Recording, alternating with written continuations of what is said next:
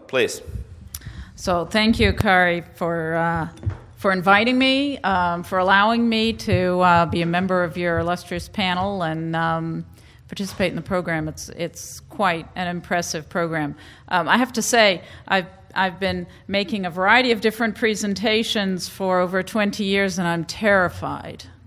After all that criticism and the tough panel sitting here, and now I'm facing them trying to make eye contact with Marcus.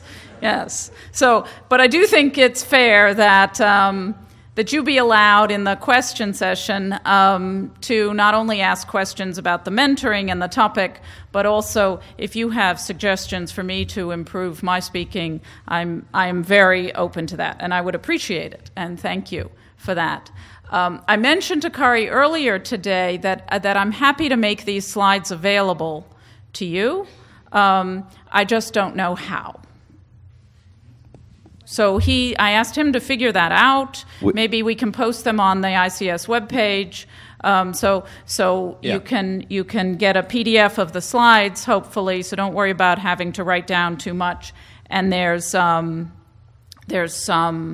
websites referred to that rather than having to write them down, you can pick them off a PDF. So just to interrupt, yeah, we will have them posted, and then we will share the link on Facebook and Twitter by ICS. So that's the goal. Terrific. Right? So sign up for the social media. That's not working. Okay. I thought it was fair in a mentoring talk to introduce myself more specifically than maybe I do in a scientific talk, because the upshot is that I have no official training in mentoring, but I have been doing it de facto for a number of years. And I have had a number of different mentors myself and in my different positions, and I've been able to think about what did I like that this person did and what did I not like that someone else did. And I've mentored over 50 trainees and published with them about 85 papers and 25 reviews. So I have some experience. So I looked up the definition of mentoring, and one of the interesting things I found was that the essential difference between an advisor and a mentor is that the advisor directs while the mentor guides. And to me, this was profound as somebody who's just been doing it myself the way I think it should be done. An advisor often has an agenda, perhaps to point your research in a particular direction or to publish more papers. But the foremost concern of a mentor should be your professional development and personal well-being. And that's really different. Now, the advisor and the mentor could be the same person, but when they're acting as a mentor, they have your personal development in mind. A mentor offers you support, guidance, sometimes a tissue box, with no other motive than helping you advance your career. And a mentor has to be someone you can open yourself up to, someone you can come to and perhaps shut the door and take advantage of the tissue box that's always in the mentor's office, and be honest, because how can they not help you? How can they help you if you're not being honest? So how do you find a good mentor? So you have to seek them out. Good mentors don't drop off of trees. You have to go find them. So go to seminars, ask a question, listen how it is answered, contact the speaker afterwards. If you think they have potential, ask to meet with them. If you are invited to meet with a visiting professor, have lunch, breakfast, dinner, whatever, go. Just say yes, right? Maybe this is your mentor waiting to be asked. And the other thing is, know what mentoring need you have at your current stage and look for a mentor to mentor you on specific things.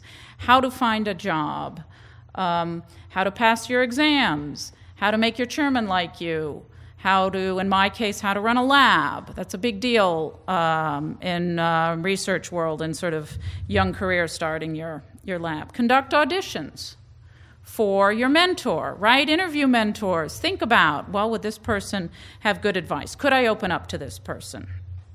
Ask about their mentoring philosophy. It's a fair question. People will be surprised, but they'll come up with something very interesting.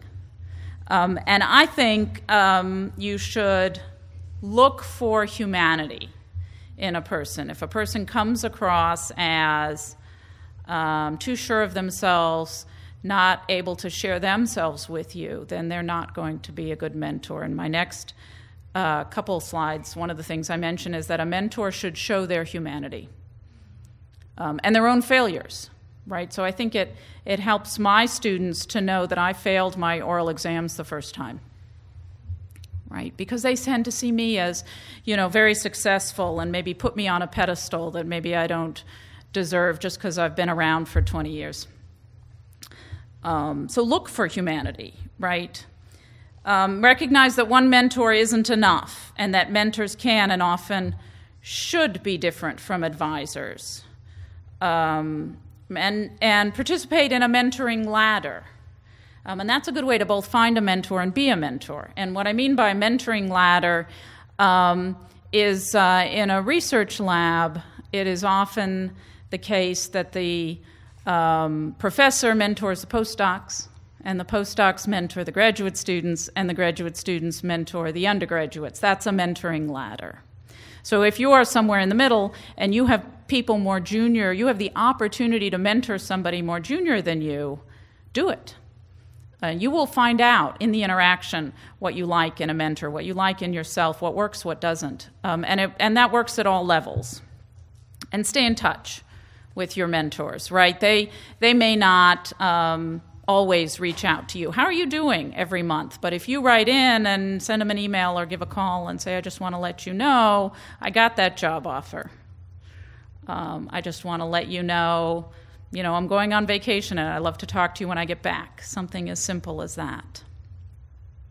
So how do you get the most from the mentor? Stay in touch is one. Know your goals. Choose a mentor to help with specific goals. You can be very specific and you can ask them, would you be my mentor to help me achieve this goal? Discuss mutual goals and expectations. Learn to accept and give feedback, right? That's what these 3 brave young individuals have just done.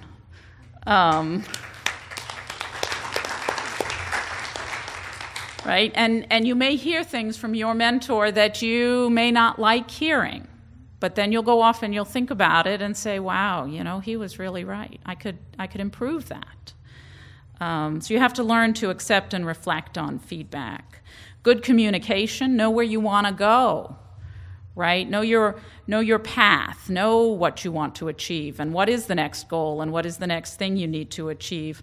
Try to avoid burning bridges. Right? You can always go back. I tell my students, once a mentor, always a mentor. I'll always be there for you if you contact me. But if you've pissed me off, I'm not going to respond very quickly. Just quickly, because I want to leave at least some time, how to be an excellent mentor, because I think you're all at a stage where you could mentor someone more junior. Respect your mentees. My entire lab is built on respect. We have respect for each other, and I demand that everyone respect each other. Sometimes the person with the skills I need to learn is the undergraduate. Care about the future career. Be professional. I can't stand hearing about people who are supposed to be mentors and take advantage of their junior professionals, their mentees. Communicate clearly and non-judgmentally. And the next bullet, understand strengths and weaknesses of mentees. This came from one of my postdocs when I asked, what do you like about a good mentor, bad mentor, and what do you like or not like about what I've done? And he says, encourage growth in areas of strength, facilitate improvement in areas of weakness, often by providing opportunities to practice a new or weak skill. And I like to think of some of my mentoring approach as inspire to perspire, right? In the research lab, we work very hard. We work long hours for very little gratification, often with things that are failing. And so I try to inspire my students to work hard and keep striving, and I think that's what a mentor has to do. If they're mentoring you to, get a new job and you keep going to interviews and not getting the job, you have to keep trying and just keep at it. Mentors should be patient and positive, responsive, understand that there's a wide variety of normal, right? People come in all kinds of packages and have all kinds of career goals and all kinds of backgrounds, and that's important. And show your humanity, which I already touched on. So this is my last slide. And the most important thing I want to leave you with. We recruit in the research world, and we are happy to mentor our recruits. And if you put on the mouse ears, I can't guarantee what will happen.